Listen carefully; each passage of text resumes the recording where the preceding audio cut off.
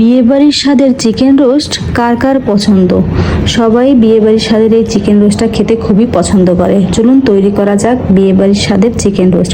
প্রথমে একটি পাত্রে আমি মশলাটা রেডি করে নিই। এর মধ্যে দিয়ে দিলাম হাফ কাপ টক দই, হাফ চামচ লাল মরিচের গুঁড়া, 1 চামচ টমেটো সস, 1 চামচ কিশমিশ বাটা, 1 চামচ বাদাম বাটা।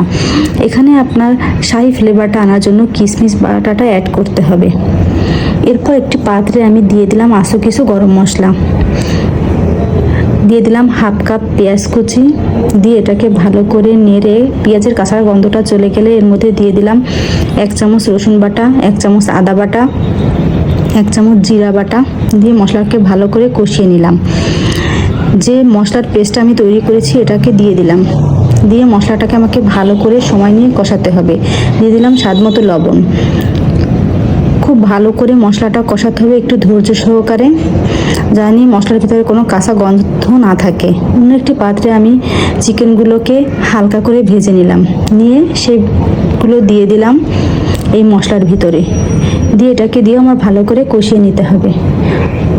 কষানোর পর এর পর্যায়ে কষানো শেষ হয়ে আসলে এর মধ্যে অ্যাড করলাম আমি শাহি রোস্টের মশলাটা, দিয়ে দিলাম হাফ কাপ লিকুইড দুধ, দিয়ে এটাকে ভালো করে কষিয়ে নিতে হবে।